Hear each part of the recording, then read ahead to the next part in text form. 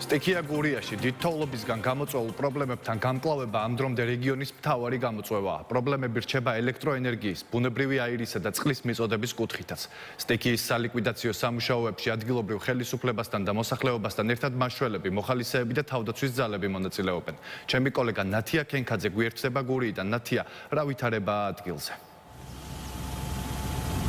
ჩვენ ახლა ვიმყოფებით ოზურგეთის რაიონის სოფელ შემოქმედში, რომელიც რაიონული ცენტრიდან 7 კილომეტრით არის დაშორებული და არც მაღალმთიან ზონას განეკუთვნება, თუმცა ამის მიუხედავად ამ სოფელში დიდ თოვლობამ შექმნა საკმაოდ დიდი პრობლემები. 2 დღეა უკვე რაც სოფელთან დამაკავშირებელი ცენტრალური გზა მძიმე ტექნიკის მეშვეობით არის გაწმენდილი და აქ მაღალი გამოვლობის ავტომანქანებით გადაადგილება არის შესაძლებელი და ახლა ადგილობრივები უკვე ცდილობენ, რომ საკუთარი ძალებით გაწმინდოს შუკები და სახლამდე მისასვლელი გზები. ამ წუთებში სოფელში ელექტროენერგიის მიწოდება შეწყვეტილია, თუმცა გარკვეული პერიოდულობით სოფელი ელექტროენერგიას იღებს და ასევე მიეწოდება ბუნებრივი აირი.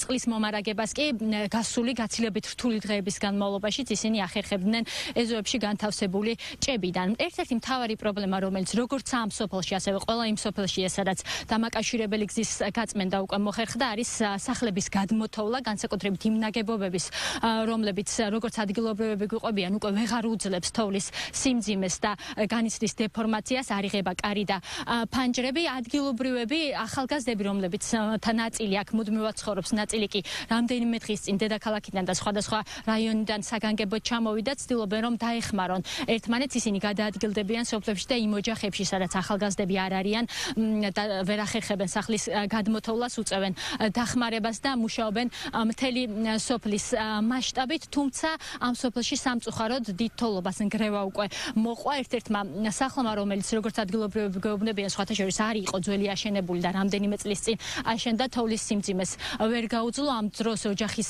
წევრები სახლში იმყოფებოდნენ, თუმცა საბედნიეროდ მათ მოახერხეს სახლის დროულად დატოვება და ნგრევას გადაურჩნენ. თავად სახლი კი ამ დროისთვის მიწასთან არის გასწორებული, ასევე სოფლის მასშტაბით წაქცეულია ხეები, ნაწილ ზოგ შემთხვევაში მათ მოყოლილი აქვთ ქვეშ ავტომანქანები და მათი გამოტანა ამ დრომდე ვერ მოახერხეს ადგილობრივებმა. როგორც ჩვენ დაზარალებულები გვეუბნებიან, ამ დროისთვის მათ ის არ არის აღწერა, ჯერ არ მომხდარა, ზოგადად ეს არის უკვე შემდგომი დღეების საკითხი, მას შემდეგ რაც რეგიონის მასშტაბით მოხერხდება უფრო კრიტიკულად მნიშვნელოვანი პრობლემების გადაჭრა და ცენტრალური გზების გაწმენდა და დაკავშირება ყველა იმ სოფელთან, რომლებიც ამ დროისთვის გარესამყაროს არიან მოწყვეტილი, უკვე შემდეგ დაიწყება რეგიონის მასშტაბით სტიქიისგან მიყენებული ზიანის აღწერა. ახლა კი მთავარი საკითხი ადგილობრივი ხელისუფლებისთვის და ცენტრალური ხელისუფლებისთვის არის ის, რომ მოხდეს დაკავშირება იმ სოფლებთან, რომლებთან მისასვლელი ცენტრალური გზების გაწმენდაც ამ დრომდე ვერ მოხერხდა.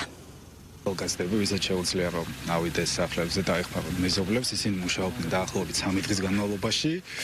ჩვენ ჩამოვედით გუშინ და გუშინ წინ ღამით და მას მერე ჩვენც ვეხმარებთ და სამეზობლოში ვისაც ჰქონდა პრობლემა, ავიდნიეროდ ყველა სახლიდან მოვახერხეთ, რომ ჩამოგვეყარა თოვლი, რას გვაქვს დარჩენილი, აი დღესაც ვაგრძელებთ ამ ყველაფრის გაკეთებას. ერთი სახლია, რომელიც სამწუხაროდ ვერ გაუძლო და დაინგრა, მაგრამ საბედნიეროდ ვინც ცხოვრობდა სახლში, ისინი გადარჩნენ და ჯანმრთელად არიან. გადარჩენა იყო უფლის ნება, თორე იქაურობას რა ვიცი, ვერაცდებოდა რა, ვერავინ. აფერი გითხრა, მეორე სართულზე ვიყავით, კაროჩე ისე წამოვიდა რა, ეს სახურავი და ვიდაგით ერთ ადგილას, ვერც გავიქანემოთ, აზრი არ ქონდა. და მე კი ჩამოვედით რა, როცა დამთავრდა ეს ყველაფერი, ჩამოვედით და 9 საათში ის ადგილით ჩამოინგრა რა, სადაც ვიყავით. ამჯერად მეზობელთან ვარ, ჩემ მეგობართან ვარ სახლში და რავი, რაღაცა იქნება რა, თოვლი რო ადნევა. გახამოხვედი თქვენ პირველი მანქანა, ვინც გაივლის რა, ტრაქტორის გარდა ვერ დადიოდა ვერაფერი. მარტო მოსახლეობა თუ გაყვალავდა ფეხით. ძალიან ცუდი მდგომარეობაა. ეს ახლა თქვენ ნახე ერთი სახლი ნახეთ ახლა იქნება ერთი 18-20 სახლი ეს. აფერ მდგომარეობაში. არ ვიცი ახლა რამ გააკეთა, რამ იმასკნა. ბუნება ახლა არ ველოდებოდით რა. მოვიდა ამ ხელა თოვლი. მოვიდა ცნობა ახლა მე რომ 6 საათამდე დენი არ იქნება. ახლა პრობლემა ალბათ აბა რა ვქნათ, გაზი არის, რა სავარია გაზი გვაქვს ამ სოფელში. 19 თებერვლის შემდეგ დღეს არის პირველი დღე, როდესაც გურიაში აღართოს, თუმცა ამინდის გაუმჯობესების მიუხედავად მთელი რეგიონის მასშტაბით პრობლემები მაინც რჩება და მათგან ყველაზე კრიტიკული და სასწრაფოდ მოსაგვარებელი არის სოფლებთან დამაკავშირებელი ცენტრალური გზების გაწმენდა. ამ დრომდე ათობით სოფელი ისევ მოწყვეტილი არის. გარესამყაროს განსაკუთრებით რთული ვითარება არის მაღალმთიან რაიონებში. ჩვენ დღეს ვესაუბრეთ ჩოხატაურის მერს, მისი განცხადებით 8 სოფელი არის რაიონის მასშტაბით ამ დროისთვის გარესამყაროს მოწყვეტილი, ასევე რჩება ელექტროენერგიის და ბუნებრივი აირის მიწოდების პრობლემა, თუმცა ამ მიმართულებით კომპანიები აქტიურად მუშაობენ და უკვე მიღებულია საკოორდინაციო შტაბის მიერ გადაწყვეტილება, რომ ჩოხატაურში დაემატოს სპეციალური მძიმე ტექნიკა, რომლის მეშვეობითაც დაიწყება ამ 8 სოფელთან მისასვლელი გზების გაწმენდა და სავარაუდოდ ხვალდღის ბოლომდე ამ სოფლებთან დაკავშირება უნდა მოხერხდეს.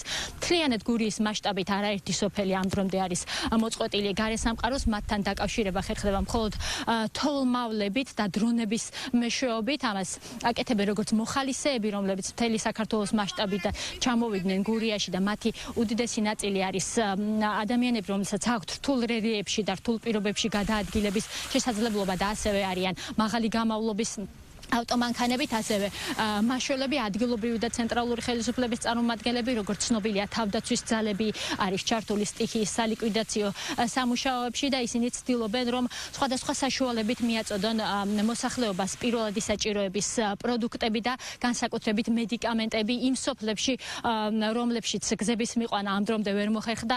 როგორც გითხარით, დრონების და თოვლმავლების მეშვეობით ცდილობენ, რომ ეს პირველადი საჭიროების პროდუქტები და მედიკამენტები მიწოდება იყოს უზრუნველყოფილი. სავარაუდოდ ხვალინდელი დღე უნდა იყოს უკვე გადამწყვეტი სტიქიის სალიკვიდაციო სამუშაოებში, გამომდინარე იქიდან, რომ ამინდი გამოსწორდა და იმ გზების გაწმენდა, რომლებზეც ხელახლა თოლს და ისევ საჭირო იყო ცენტრალურ გზებზე ტექნიკის მობილიზება, ახლა ამის საჭიროება აღარ არის და მთლიანად ტექნიკა ცენტრალური მაგისტრალებიდან გადაყვანილი იქნება უკვე მაღალმთიანი რაიონების მიმართულებით და სწორედ დაიწყება გზების გაწმენდა, რომ მოხდეს დაკავშირება იმ სოფლებთან, რომლებიც უკვე ერთ კვირაზე მეტია გარესამყაროს არიან მოწყვეტილი. თოვლის საფარი არის ძალიან დიდი, რაც სხვადასხვა მაღალმთიან სოფელში გაწმენდით სამუშაოებს აფერხებს.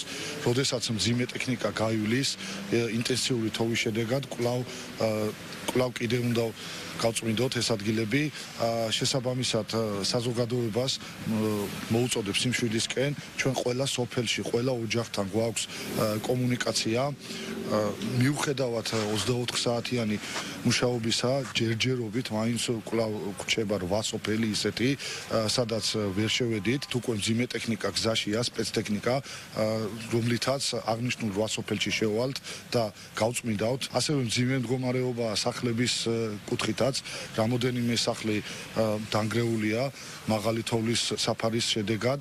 აღნიშნული ოჯახები გადაყვანილი არიან ნათესავებთან და სასტუმროებში. მობილიზებულია ყველა შესაბამისი სამსახური, მობილიზებულია ყველა შესაბამისი ტექნიკა, რაც საჭიროა თოვლის სახით მოსული უხვი ნალექის წინააღმდეგ სამუშაოდ. ისეთ სოფლებში, სადაც ავტომანქანებით გადაადგილება ჯერჯერობით ისევ შეუძლებელია, სამაშველო სამსახური და ჩვენი თავდაცვის ძალები ახორციელებენ სპეციალური თოვლმავალი ტრანსპორტებით გადაადგილებას და აქვთ კომუნიკაცია ჩვენს მოქალაქეებთან.